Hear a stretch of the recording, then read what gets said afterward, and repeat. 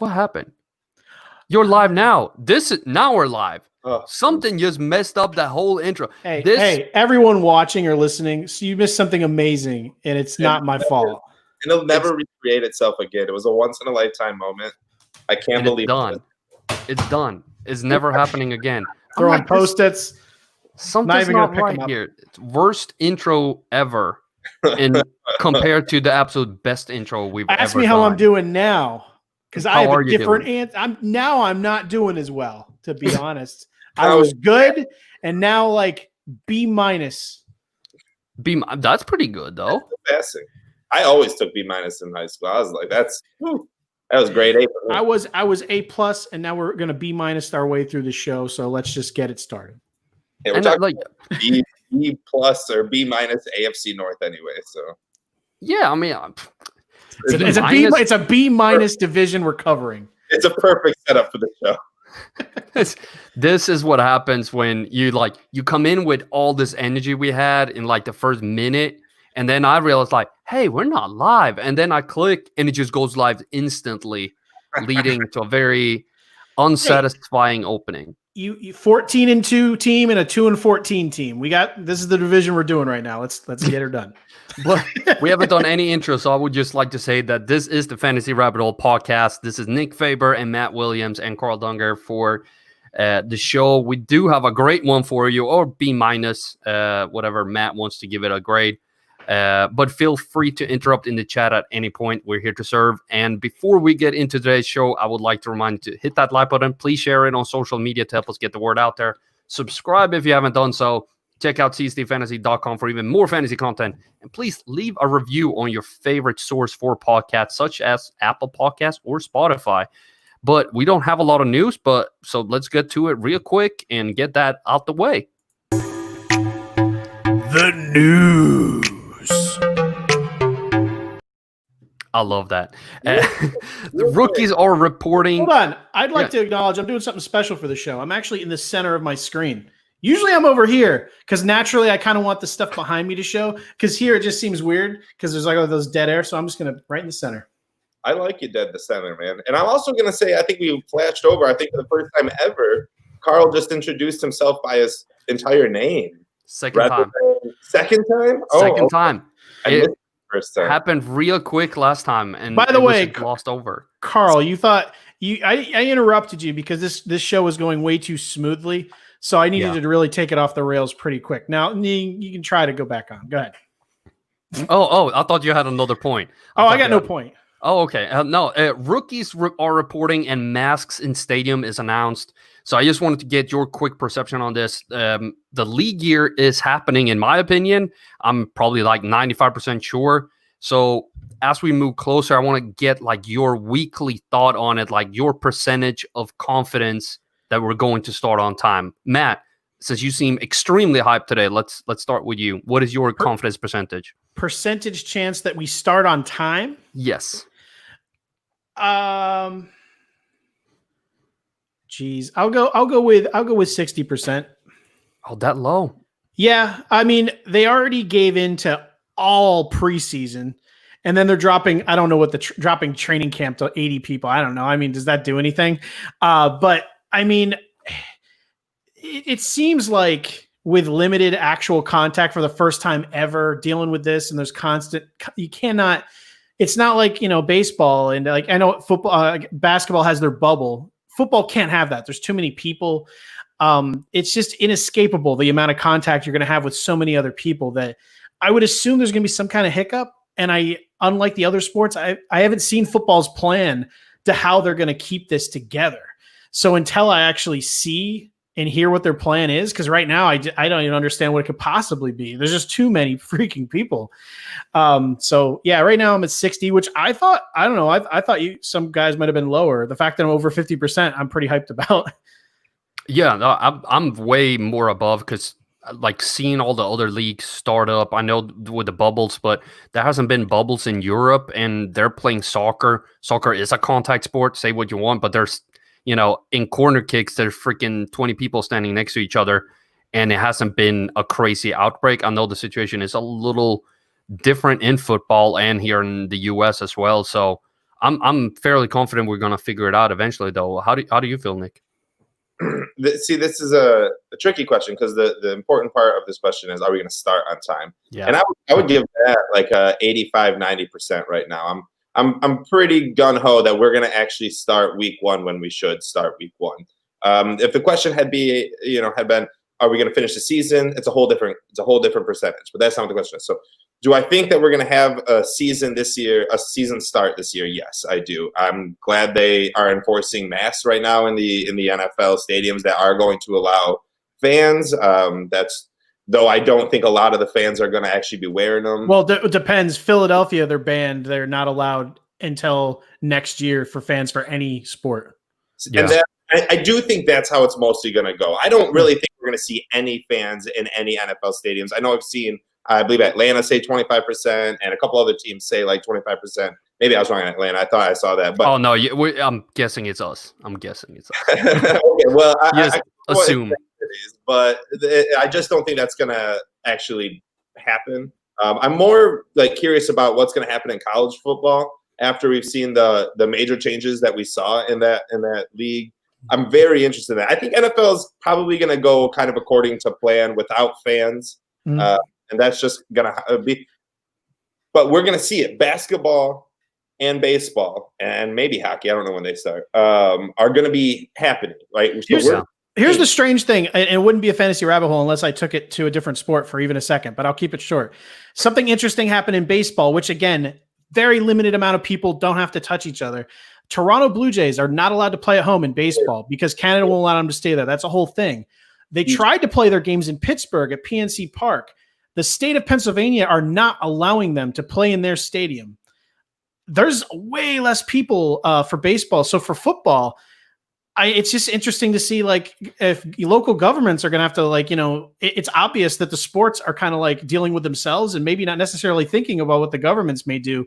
So if there's like a hiccup here or there, like there's a lot. That's why, there's a lot of hurdles to climb over to start this on time. And that's why I said I haven't heard their plan on how they plan on getting 300 people between the players and coaches and me, whoever needs to be in this building, in and out of cities constantly. It's just a lot. So until I hear more details, I don't see it. We're getting close. Yeah, it's closing up there, and you have the Chiefs and Ravens, correct, for Thursday night opening game. Texans. No, what's Chiefs and who? Texans. Yeah. Texans. I said Ravens. Damn it. The Texans, the rookies are reporting for the initial tests. So stuff is happening, even though everything, like you said, isn't like cleared up as of yet. But I have a hard time seeing a league not doing more, like the league not doing more to have a start to it. What you're saying with Toronto in baseball, I think that the New York teams have said that it's not going to be anybody in the stadium. I'm not sure if they're gonna play in the stadium, but maybe a solution could be to play, like you said, somewhere else. If you can't do it in Pennsylvania, but in Atlanta is fine. Maybe you can have a few games down here. It's not like you have home field advantage when there's no fans. No fans. Yeah, there's no park dimensions or anything. Do we know, what are they? Is there a date? What's the report date where they are not allowing you to go anywhere any further? Because, again, baseball, just for example, they're having 60 games in 66 days. You're going nowhere. You're with your team. You're not with your family. You are with your team every day. Football, 1 game a week. They're not keeping you at practice for, the other 6 days. What is their plan? Not just in between, but before the season starts, once you get into the training camp, these guys are going to want to do what they want to do, and there's a lot of them that you'd have to try to corral. So, it's all it takes is one knucklehead, to contaminate an entire team. So it's just, I don't know. It's just. But I think as we get closer to the players that are knuckleheads, so to speak, I think they're gonna start when they start getting paid, start seeing that money. They're like, if you do this, your paycheck might not be there next game because you're sick with corona. When you start seeing consequences of your actions, usually that leads to you acting a little bit more in line with the rules. Like if you think about everybody who said, like, oh, this virus is not a thing, and then they get the virus, be like, huh, also it was a thing. Yeah, maybe I should be more careful. Like, yes, yeah, consequences usually makes you change your opinion on certain things. And I think like you said, like the league has to have a plan in place. Not right now, it's a little bit up in the air. I have faith that they will figure it out, and we'll start like Nick said. Very confident that it's going to start on time. Yeah, it's probably going to start on time. Hopefully, I mean, let's just knock on wood. That's maybe me just trying to be biased too. I'm with you. Blind pessimism. Let's go. Will it there, baby? No, I'm gonna be optimistic. I should say I'm not pessimistic. I just lack the information to make me optimistic. I'm just kind of riding the middle right now. I just don't know what to think, really. Oh, no one does. No one does. Truly, that's why I bring it up. And before we move on, real last thing, just baseball and basketball. We're gonna see how this goes. Baseball is gonna be traveling. Basketball is not. Baseball is gonna be traveling a little bit. And we're gonna see how that goes. If that works out well, I think football can be all right. Maybe if I don't know. I truly do think Orlando or the basketball league has it right. NBA has it right. Keep them in the bubble. I think that's the best way to do it. Yeah, their first round of tests since putting them in there, and they've been in there a little while. Zero positive. Yeah, and like that's something to keep in mind too. Like what's happening. Like if you saw the bubble with MLS, and they had 2 teams arrive with Corona, like 14 players, and you sent them back home. What's the plan for the players before they report? Because I feel like you can come in and test, but if you had it already, shouldn't you been quarantining already ahead of that? Yeah, but it's like you said, it's so much. You can bubble up the NFL. Just got to rent out like Australia or something.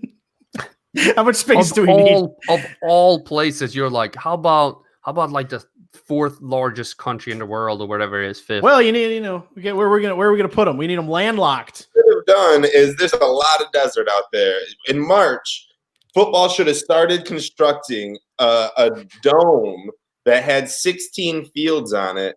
Madagascar? You can play at one time, right? So it's just every game at one time, 16 fields, 16 games going on. Boom. All bam. They all tested the day before. Whoever doesn't make it, you go to a hotel that you already constructed in the 3 months that, from March to September. They should have a game. They should have a game every day of the week. Yeah. And then try to have people play about 7 days, 6 days apart, and just keep pushing people a little bit. So people are constantly cycling, and there's a game every day, a couple of games every day. I'm in. You can't tell me that wouldn't be amazing. We have so many good solutions, but the problem is nobody asks us. I know. What's up? It's like, all right, Fantasy Rabbit Hole, what do you want to do? All right, hear me out. Like I've called Goodell. How have you ever been to Australia? No. I've called Goodell so many times now, and he is like, yes, Carl, I know you have 2 friends with good ideas, but we can't do it. And then he starts booing me for some reason. He's really into booing other people. But that's another story. My relationship with Goodell, like we'll take that another time. We do still waiting for that Connect 4 rematch with the Goodell, right? We do have a really fun weekly topic here today, even though Matt only gave it a B-. So let's get into it. B-.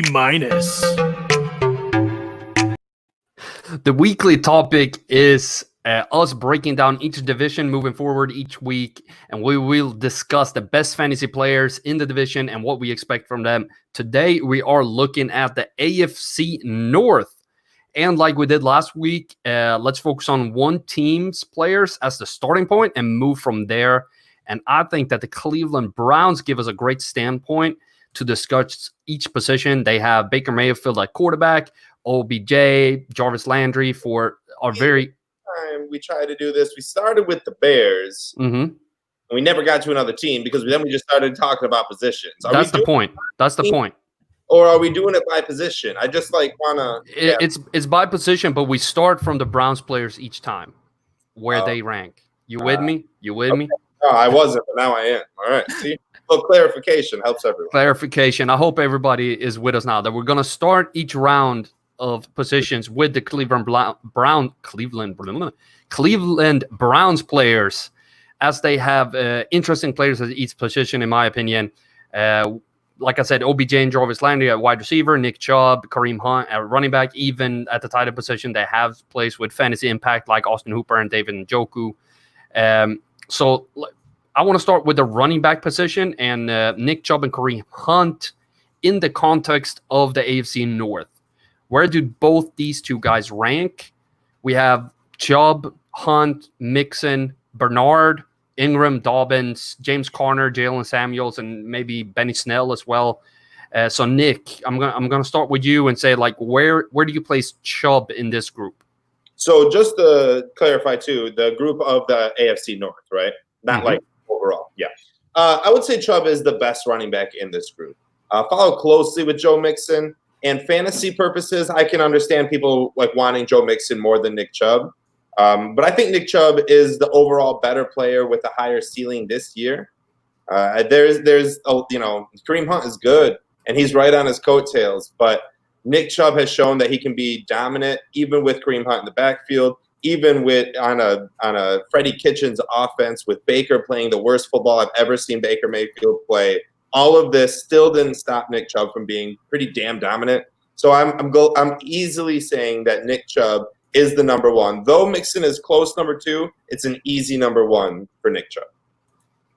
I actually have Mixon at one. I think I agree with Nick in the sense that I think Chubb is far and away the best running back. But I think with an entire offseason to plan, Kareem Hunt is going to be really heavily, and I should say standard versus PPR. Standard, it's Nick Chubb. It's not close. No reason to even talk about it. In PPR, I think Hunt, along with OBJ, probably having a bounce back. Landry, I think that the Baker Mayfield's probably going to bounce back a little bit. They added Austin Hooper. I mean, they have a lot of targets around there. I just think in PPR, he may suffer a little bit. I have it super close. If I had to rank him, though, Mixon doesn't really have much in terms of a threat to his work, especially as we saw last year. So I think Mixon's probably due to come out this on top, but it's them two right at the top, and then probably Connor. And then after that, I'm not sure what Baltimore has in store for us as far as the mix in the backfield. So I'll have them last. But who knows what you're getting out of Connor, but yeah, I think it's a tight rope between Chubb and Mixon, but Hunt does worry me in PPR, and I think he is a pretty good value where he's going. But so you feel way more worried, so to speak, about like the Mark Ingram, J.K. Dobbins situation than you do about Kareem Hunt being behind Chubb? Well, no. I think that there's a lot of. I think that Chubb and Chubb and Hunt will be valuable enough on their own to draft either of them.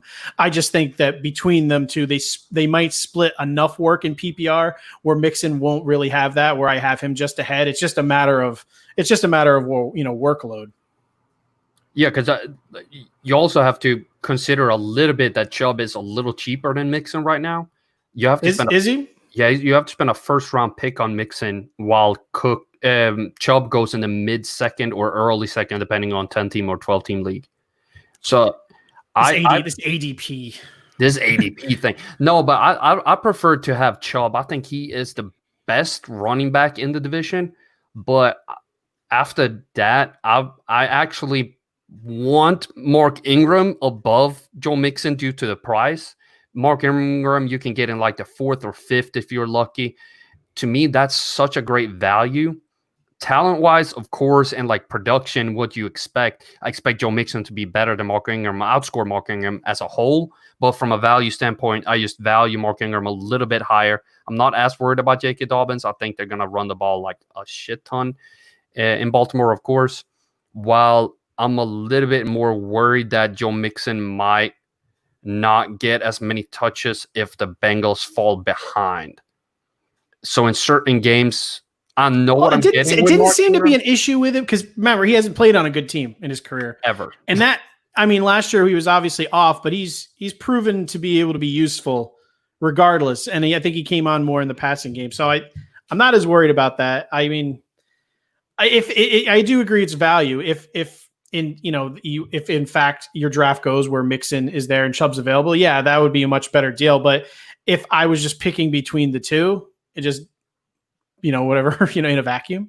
Yeah. I would like Mixon, but literally if I had Chubb, I would be like, damn it, I have Nick Chubb. It would be great.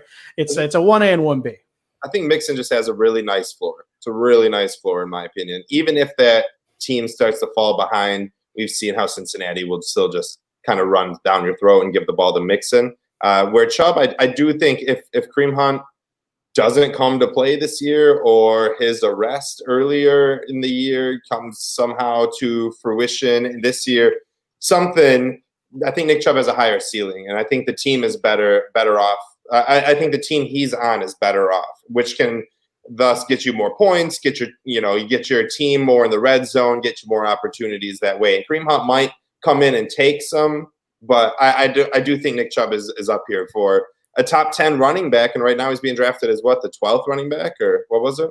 Yeah, he's 14th overall, I think right now. Even with Hunt, I will say this, because I said the difference between standard and PPR if anyone plays standard anymore. I think even with Hunt, I think that Chubb could lead the league in rushing.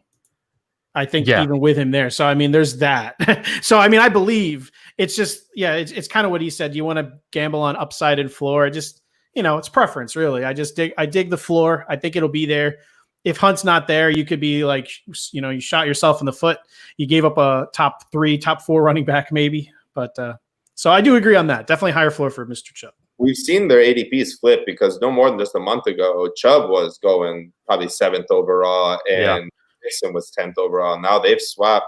So now you're debating like on the turn with Chubb, Miles Sanders, Austin Eckler. Those are 3. I mean, of those 3 running backs, I would have no problem taking those 2 out of the turn and then waiting to get that tight end receiver combo in the next turn. I think Chubb falling back to the 12th spot in the first round is A-okay. I'm just curious. Here's something that doesn't exist. If you knew James Conner was healthy and he was going to be healthy for the entire season, let's just say last year he duplicated what he did the year before, where would you stack him with these 2 guys? Oh, and I think that's the difficult part. This is based off of last year. James Conner had a phenomenal year. Yeah, like if he did in 28, let's assume 2018 repeated itself in 2019. There was no injury. He kind of did the same kind of thing he did when Le'Veon was out. Like, how would you stack him with these guys? He would be ranked in the top 6, in my opinion, top 7, especially if he did that without Big Ben, and now Big Ben's coming back. I honestly have faith in him. I actually rank him a little bit higher than a lot of other people. I have no problem going back to the well on him. A guy like Damian Williams is someone I'm not going back to the well on. I was kind of high on him last year, but this year I have no problem going back to the well with James Conner. I honestly have him ranked way higher, probably a 15th running back right now, maybe even a little bit higher. But based on what you asked, I would have him probably above all these. I mean, right there with Nick Chubb, probably 1 behind Nick Chubb, because Nick Chubb's just a better running back. Yeah, I was gonna make the exact same point that I would still have Nick Chubb above him. I would put him ahead of Joe Mixon. I think Nick Chubb is just a superior talent, and if Kareem Hunt wasn't there, Nick Chubb would be in the discussion with like Christian McCaffrey, Zeke, and Kamara and Barkley, in my opinion, in draftable like running backs. He would be up there. It's just that you have that looming cloud of Kareem Hunt behind. You're like, I wonder if it's gonna rain or if it's not. You just never know. If you remove Kareem Hunt out of the equation, I'm drafting Nick Chubb above so many other running backs. Like that's why I love him at 14, because I feel like I don't have to overspend to get him. Now I can actually get him on my team. August 1st, Kareem Hunt opts out. He sends in his certified letter or whatever the hell you have to do by August 1st. Where are you drafting Nick Chubb? Oof. Let me see. 4th, 5th, somewhere around. Who you drafting higher, Chubb or Zeke? Zeke, and I'm redraft. Never mind. He's going 4th for me in that case. Okay. I'll have McCaffrey, Zeke, and Barkley above him. I would have Kamara above him as well, but I would have him in front of Cook, Henry, those kind of guys. By the way, we've seen, even with the looming thunderstorm that is Kareem Hunt, Nick Chubb finished 8th overall in running back PPR points. So, I mean, and that was, no more than 5 points away from being 8th or 7th on the list. Like, he's shown that he's a top talent, even with Kareem Hunt. And that's what doesn't scare me. And it's not like they're working Kareem Hunt in more, in my opinion. I think in targets they did. Chubb's targets kind of plummeted. I just don't know with the addition of Hooper if it'll further change, because I saw how that's the only thing. It's again, Chubb doesn't worry me. It's more of a question mark. Yeah, I mean, he was second in the league in rushing yards. You know what I mean? 50 yards or 46 yards behind Derrick Henry.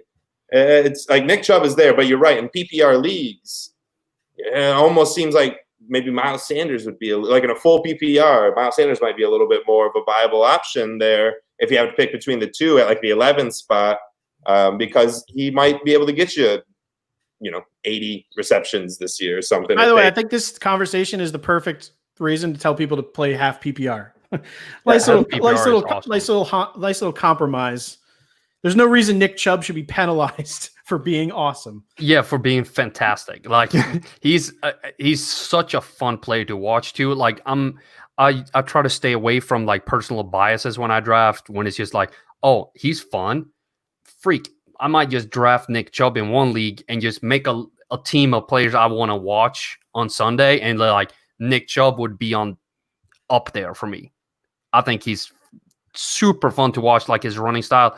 It's the same like Phillip Lindsay. You just give him the ball and let me watch him play. Like, would you ever draft Chubb and Hunt if it fell that way? Would you ever just draft them both, start them both? Probably not start them both, but I would draft both of them. Yeah, I think because it's crazy to do what I just suggested, but usually like 99 times out of 100. But I feel like this year, if you did that, you could totally kick some ass. 2 games you could kick, like 2 or 3 games you could kick ass. Do we know how big Stefanski? Like, unfortunately, I haven't done my research on Stefanski. Do we know if he's a heavy runner? Like what? Yeah, he runs the ball. He runs the ball. It's plausible this year. Like think of Minnesota from last year. That's kind of what I was thinking. I was like, it's Minnesota, right? I was just having a big mind fire.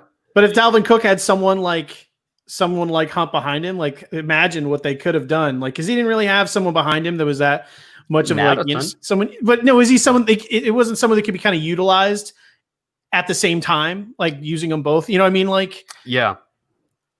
Like I think like Chubb is like, like I think they complement each other in a really good way for this offense. Compared to Madison being like a Cook light. Yeah, I think too much of this, and we're forgetting that this is Stefanski's first year as a head coach, especially with coronavirus happening. Like, this is going to be a very interesting time, and how his play calling is going to develop. I think it's going to be maybe a little bit less than what it could have been, especially with all the practices that he's been, was going to be allowed to have.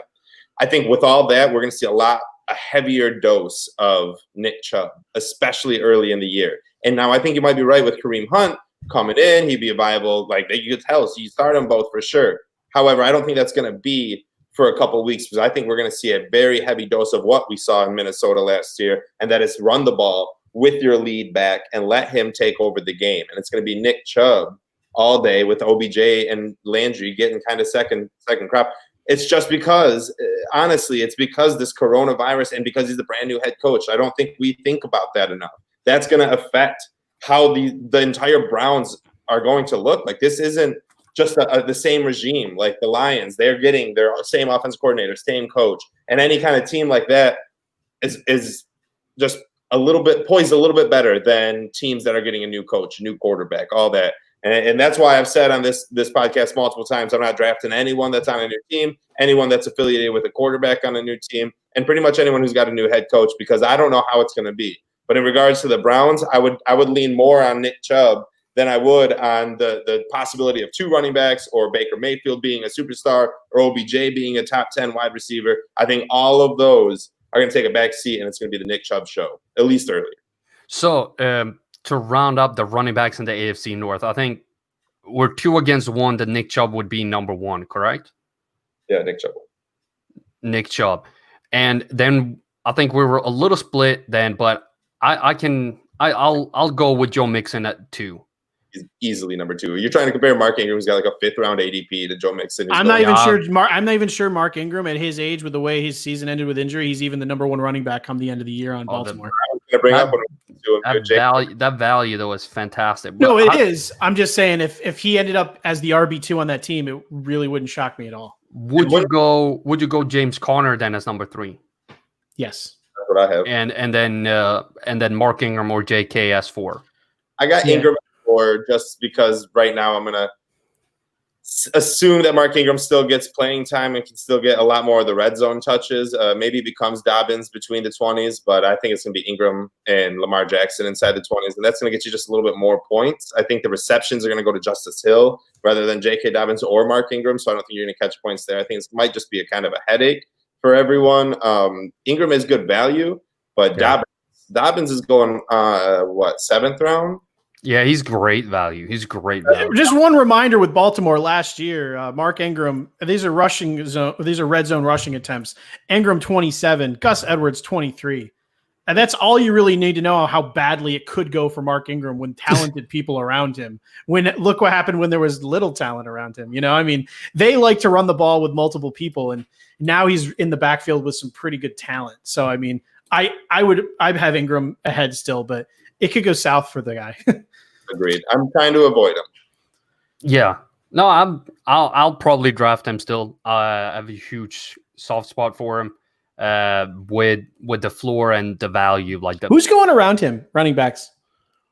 Nobody. I assume that he's a great value. Just if you happen to be in a spot where you need someone, it's obviously worth the risk. You're looking at Jonathan Taylor, 2 picks above, Ingram, Montgomery, 2 picks after, and then Devin Singletary. Oh, you're kidding me. I'd rather have all those guys, much more. I kind of would rather have all those guys. Yeah, even Singletary. Singletary I'm all for. But I think Ingram's ADP is going to plummet. I'm banking on that.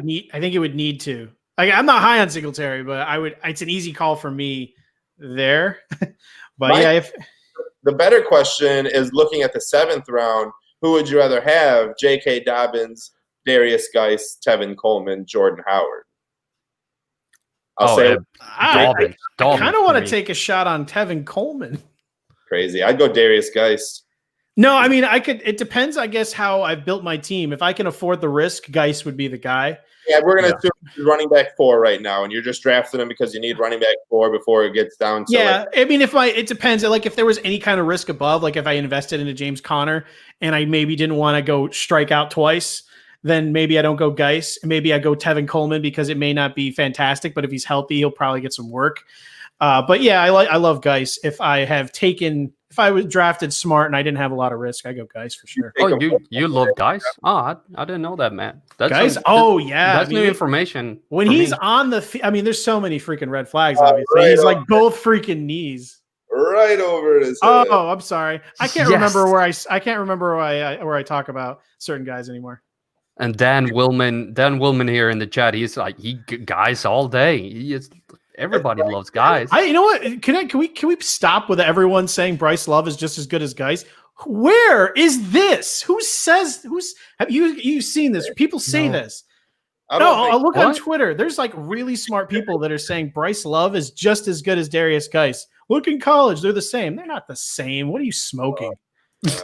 Oh no! But that is the one kind of scary thing about Washington is it does seem they have a solid 6 running backs on that roster that might be just like eat into Darius Geis's work. But Geis if he's healthy, there shouldn't be anyone even on the field with him. Even with one healthy knee, he was a beast. He was great, and we do have some other great players from the AFC North here though, because I want to go over to the quarterback position before we go over to wide receivers. And we got Big Ben coming back. We got Lamar Jackson, who's freaking fantastic. Baker Mayfield and a rookie quarterback coming in Burrow. Like this, to me, is an easy position to rank. I think it's 1-4, and you coin flip for 2 and 3. I think it's 1 and 4 easy, and then I honestly, to me, I feel like Big Ben is a safer bet than Baker Mayfield. I do feel. You're banking on injury and age versus bounce back potential and tools, right?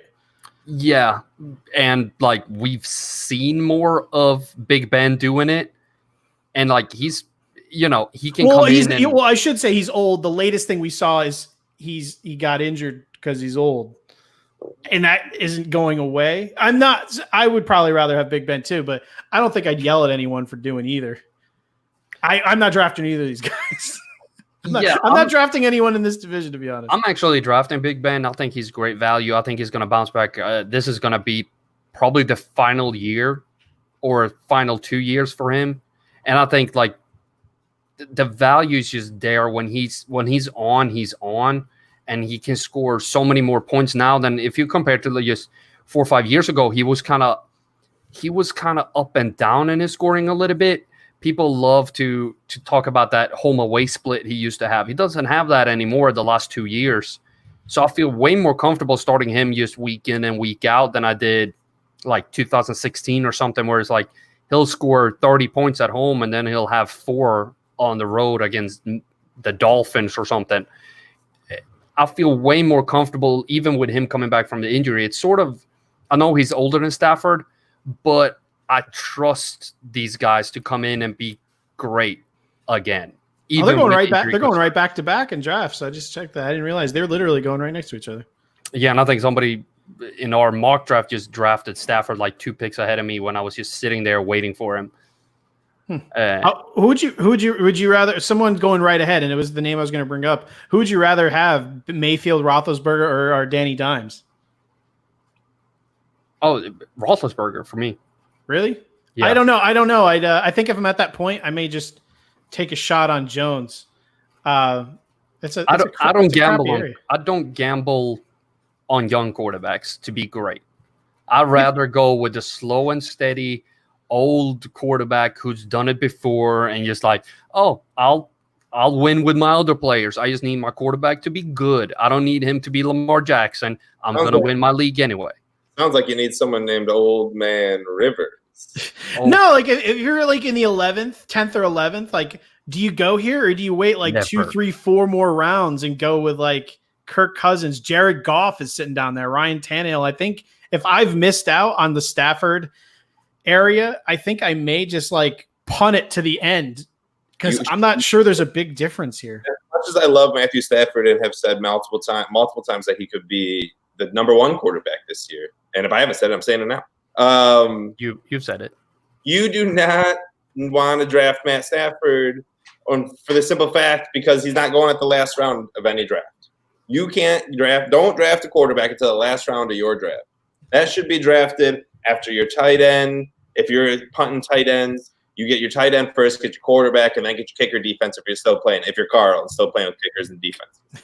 So, I know if you draft Tom Brady in the 8th and I walk away with Teddy Bridgewater in the 14th, I'm laughing at you because there's not a big difference in the end with those two at all. Oh, no, it is. That's Sam Darnold in the 14th. I'll be laughing. Hold on. What are you saying? There's a big. What were you saying? There's a big difference with Tom and Teddy. There's not many round difference. No, but at the end, you're going to score more points with Tom Brady than you will with Teddy Bridgewater. Yeah, but the player I drafted in the 9th instead of when you took your quarterback, you're going to feel that. But who are like? So you're saying Teddy Bridgewater? Who else can I pick next to Teddy? Goff is going in the 14th too. Yeah, so I'll get Goff instead. He has freaking the 14th right now, all in that road. Phillip Robert Rivers, Woods and Cooper Kupp and Gerald Everett. He has Tyler Higbee. Like those weapons compared to, I like DJ Moore, Christian McCaffrey, but Christian McCaffrey is not catching every pass. DJ Moore is not catching every pass. They're not on new teams. If I can get Jared Goff, well, you do have Robbie there. You have Robbie there now. Samuel's not dead. Yeah, but if you compare the weapons in Carolina versus the freaking Mike Evans, Chris Godwin, and Rob Gronkowski and Cameron Brate, I'd rather roll with that group and Tom Brady. Well, yeah, if they were both available in the 14th, I'd probably take Brady. But... Yeah, that's just my point. Like it's gonna be a difference. He's raising his hand over here, Nick. I just go with Goff over Teddy. Like it was just that comparison that like, oh, it's not gonna be a difference. That's all I was saying. Like, oh, there will be a difference with those. Don't draft Brady in the 8th, though. I do not condone that. There won't be as much of a difference to justify drafting Brady in the 8th in any way, shape, or form. But also guys that I'd rather have instead of Teddy Bridgewater, Gardner Minshew, Sam Darnold, Derek Carr, and that's about it. Still, I'll take all 3 of those guys. Yeah, that's still a lot. I was just throwing out like just a random freaking guy. Well, that's what you say, but you got me going. My juices started flowing. I love Teddy Bridgewater. I'd rather have Bridgewater than I'd rather have Bridgewater than Tannehill, than Rivers, than Garoppolo, than Burrow. That's the question of the day. Carl, Rivers or Bridgewater? Oh, Bridgewater all day, every day. All right. That's what I will never draft Phillip Rivers. Where's Phillip Rivers? Like if when Ty gets hurt, what is that? What do you have? What do you a mannequin? Just handing the ball, like basically he's just like a robot handing the ball off. But that's what he's there to do. He's there to give the ball to players who can actually like do things. Yeah. Paris Campbell's going to be a little bit better. It's going to give him a little bit more of a safety net. You're going to have the old trusty Wiley veteran Jack Doyle there. Rivers will still put up. I mean, he always puts up random ass fantasy numbers. Never enough to win you a game, but enough to keep you in the top 12 as a quarterback. You know what I mean? Like that's just who Rivers is. Yeah. Anyone willing to take Lamar in the second? Anyone in that camp where they think that he can do it again? No, I'm not doing quarterback that early. I've seen it even in our like analyst mock drafts. People go on quarterbacks extremely early, and we're back to that trap, in my opinion, to where 4 guys are gonna go with Lamar Jackson, Patrick Mahomes, Kyler Murray, and maybe Dak even. Like super early and be like, this is the year that my guy outperforms everybody. And 3 of those are going to be really sad. What's the earliest you guys? I'm sorry, Nick, go ahead. I was going to say, I do want some shares of Kyler. I'm not even going to lie. I want at least one. I need to get one share because Kyler could be that next Lamar Jackson. Like is that the guy? I was going to say, who's the guy? Who's the earliest where if they do you like him at ADP or if someone fell, what's the earliest quarterback you're interested in? Like for me, it's Deshaun. If he gets disrespected, because Kyler has some helium, so I don't think he'll ever fall. You're either in on him or you're not at ADP. I think Deshaun, there's a chance that he gets disrespected in certain drafts. If he were to fall, I think I could take a shot there, but I think that's the earliest I would go because I don't see anyone. I don't see Dak, Kyler, Russell, Lamar, Pat really falling. Yeah. Go ahead, Nick. I was just saying, if Kyler fell to like the 7th round, that's probably when I would start talking. Deshaun in the late 6th. If he fell to the 8th round, I'd gladly take that shot. Other than that, it would be like the Matt Ryan falling to like the 11th round, and then I'd be like, okay. I think after that, I think I'm like waiting for like maybe if Josh Allen, if I felt like I'd just wait and take Goff. Like at that point, I'm just taking Goff. I'll probably have Goff in every league. I'm a believer in the rushing upside and the blind throwing downfield to Stephon Diggs this year. Just throw it up there. John Brown or Diggs, one of them has it. Smokey has it. Smokey definitely. No, but if Dak, Wilson, Kyler, or Deshaun Watson goes all the way to the 7th, that's where I start pulling triggers. Any of those guys. But before that, I'm not doing it. Like I can't even condone Lamar and Mahomes has to drop to the 3rd and 4th. Well, probably 4th for me to start thinking. They're not going to, but they probably have to because I'm just way too high on getting, especially like super high on getting one of these tight ends. The 7th round isn't even too bad. The 7th round isn't the worst thing about trying to go get a stellar quarterback if he's fallen, because in the 7th round you're debating between, we'll say, a Kyler Murray, a Deshaun Watson, or Brandon Cooks, Jarvis Landry, Michael Gallup, Tyler Boyd. And I think like maybe Landry, maybe even Cooks can make the argument that they should be drafted and your quarterback can wait. But other than that, like if Deshaun Watson's there, I bet he outscores all these guys in a good comparison to if you were to wait and try to get a guy at the later round. So I think the 7th round is pretty fair, but you like wait. And the 8th round is when it starts to get full again. Will Fuller, Marvin Jones, Deontay Johnson, CeeDee Lamb, Emmanuel Sanders, Slayton, Judy, McCole Hardman, like 8th round, that 7th round is that small little window where you can kind of give up a pick to get a quarterback before you have to go back. I think it's pretty much the line is, are you drafting a quarterback that can finish top 3? And that's Mahomes, Jackson, Wilson, Murray, Dak, Deshaun, and I throw Josh Allen in there because I think he can get there with rushing. I don't know. I don't know if I put Ryan there. Oh, he can. Oh, easily, I'll put Ryan there. Yeah, I know, but if I feel like if I put the other ones have I think Dak has so many weapons. I put him in there, but everyone else has some rushing floor that Matt Ryan does. Because if I put Ryan there, then I'm gonna put Stafford there, and then the list really grows. Like you're really just expanding it. So I mean, Dak is the only non really mobile guy. I mean, mobile guy I'm throwing in the list. That's the only reason. I mean, Matt Ryan's the obvious next guy up, but I'm not reaching for Matt Ryan. But the weapons, Lamar Jackson doesn't really have any like massive weapons, and I wanted to move over to that with the wide receiver position for the AFC North with Lamar Jackson's weapons there. Like I like Hollywood, but other than that, the wide receiver position is pretty interesting in the AFC North. You got Hollywood, you got AJ Greenback, you got Tyler Boyd. I love me some Tyler Boyd. You got OBJ and Jarvis Landry. You just said Jarvis Landry in the 7th. I think that's great value for him. Just fantastic value for him.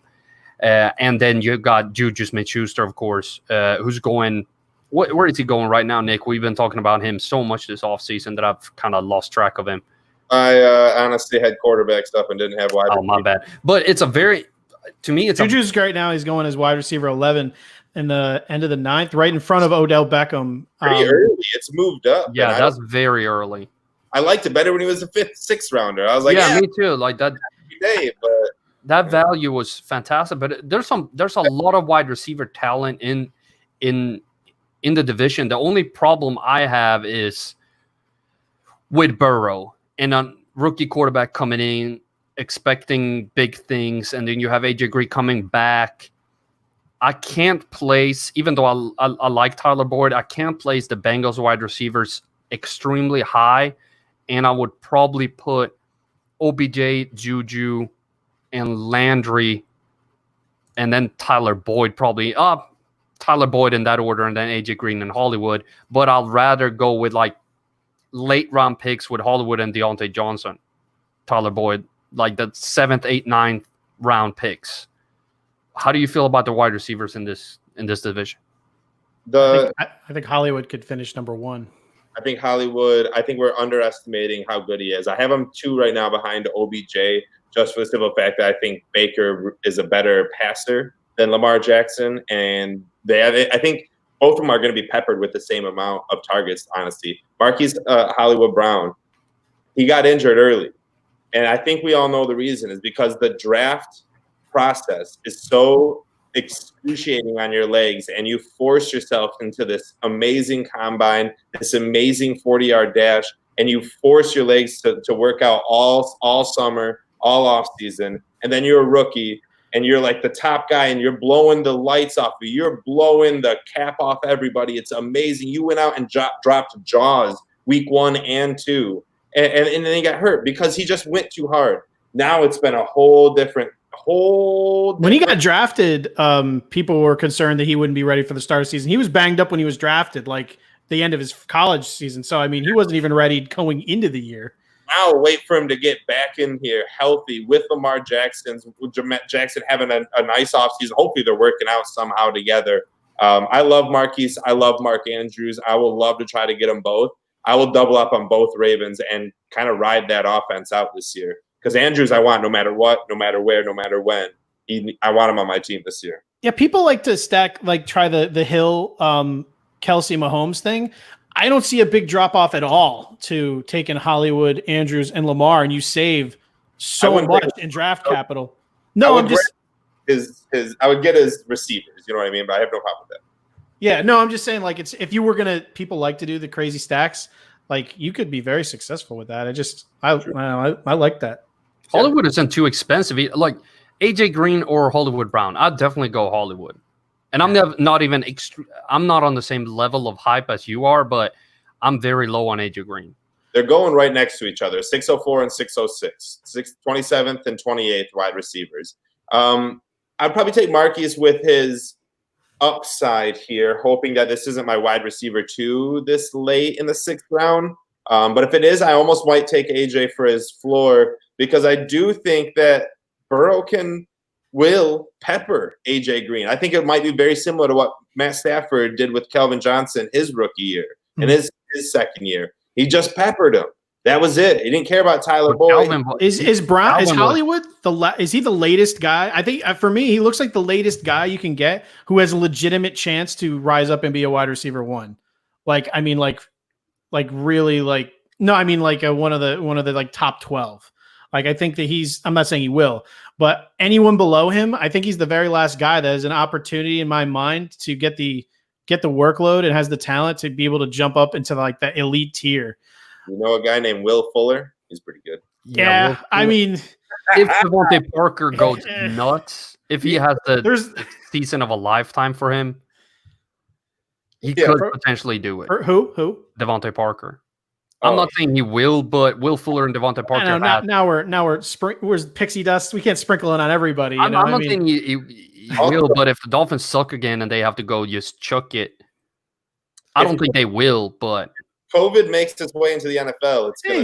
Scott Micho's in the chat. All 4 games of Fuller will be fun. Yeah, all 4 games. It'll be a magical 4 games. Still be potentially the wide receiver 1 at the end of the season after those 4 games. He could. What did he do that 1 week? What did he have that 1 week? Was it? God, it was a monster year. It was crazy. Yeah, it was ridiculous. He caught like 5 balls, 4 touchdowns. It was nuts. I mean, hey, if they're healthy, the Texans are going to be insane. Cooks could be a sneaky one too, 7th round. I don't think he'd be wide receiver 1. I was thinking about like maybe mentioning him in this rabbit hole here, but he at least could be sneaky. He could be top 12. I gotta say, I like them even more because the more I see out of Kenny Stills, the more I think he's gonna I don't know. I get abducted by aliens. There's always something wrong with this guy where he's not gonna end up for whatever reason being on the field. So I always thought that all right, if he's in there, he'll be a great 3rd guy. I think in the end he's gonna end up not being much of a factor here, and then you're gonna be left with Fuller and Fuller and Cooks, which. If Fuller goes down, then can cut. I just feel bad for Deshaun Watson. It's going to be bad right now. But what are your thoughts then, real quick, on who's their slot guy? I'm drawing a huge blank right now. Come on, for which team? The Texans. Kenny Stills? No. The young Kiki. They hate him. Yeah, I was going to say, they literally hate him. I don't know what he did. He stole their cat. I mean, I can't believe they haven't traded him for a 30th round pick. And yeah, I am aware that's not a thing, but I don't think that they know it. You never know what Bill O'Brien. I'm sorry, Bill O'Brien, a conditional 30th round pick. Kick his bones don't work from Ben Wakefield here in the chat. Randall Cobb. Thank you to Dan Williams. I forgot he existed. That's something to take note about. That is. He's the 3rd most interesting guy. Super supplemental draft. You can to trade a super supplemental draft pick for kick here. I think Scott meant supplements. Like we're trading him for some B12. I'm not that high on Cobb, but he was like since I watch all the Cowboys games in and out, like at the end, his hands was not what they used to be. Well, the targets were there. That's why CeeDee Lamb could be a little bit more explosive than people think. We saw what Randall Cobb did. 2-3 weeks in a row, he put up 100 yards. There's near 100 yards with a touchdown 2 of those 3 weeks or something. I think he's sneaky. In DFS, I'm gonna be looking at Cobb, but he's a sneaky pick if you can, depending on how deep your league is.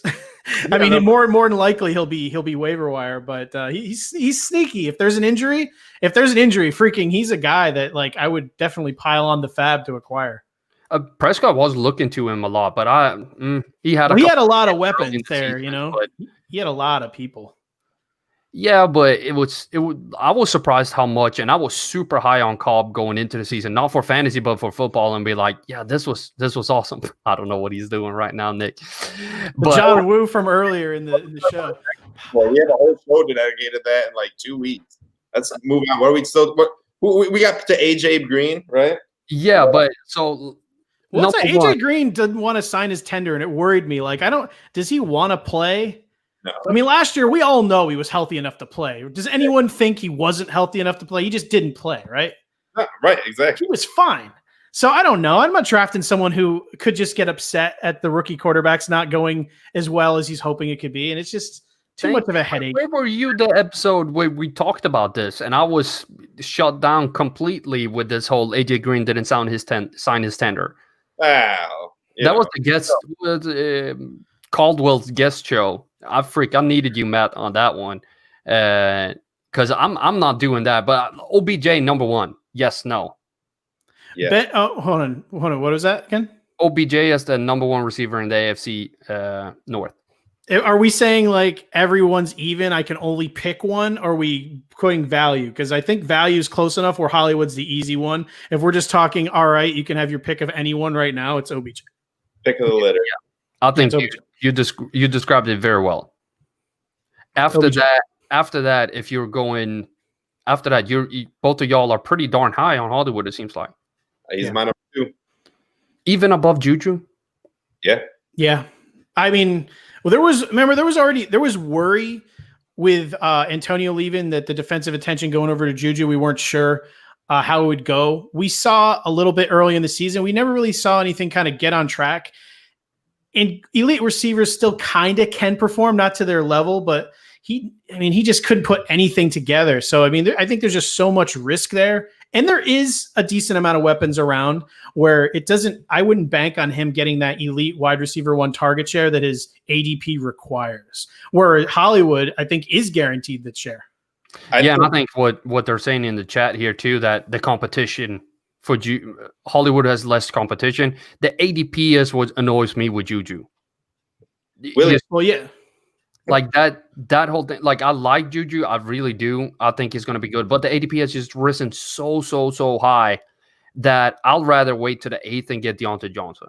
At the end of the day, we saw what Juju could be while there was a wide receiver 1 there, and we saw what Juju can be when he needed to hold the bar and be the number 1. I'm sure that he had to battle injuries and that group quarterback. Respectfully so, but we also saw what Kenny Golladay did with Joe Blau and Jeff Driscoll. So I'm not going to sit here and say that Juju is a top 10 wide receiver.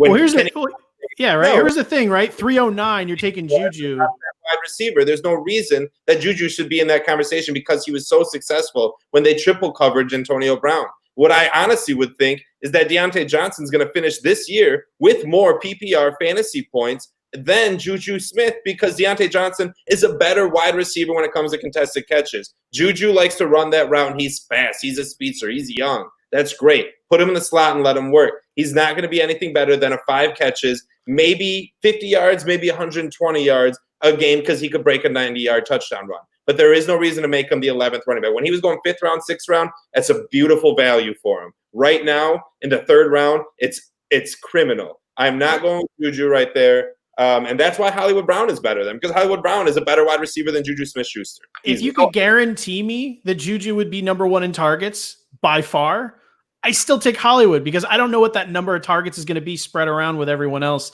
and how effective it'll be. So I don't know, maybe it's more being high on Hollywood than it is low on Juju. There's too many question marks though. When I like Hollywood even without ADP, with ADP, it's a joke.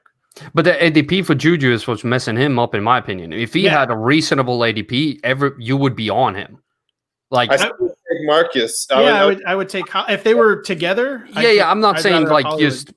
Not just them two, but in general, if his ADP was more where it should be, if that makes sense, he would be a good pick. But he's yes, you're right. Yeah, like not he's 6th round. That's a good pick. That's a really good right now he's overdrafted like crazy, like 11. What is it? 309.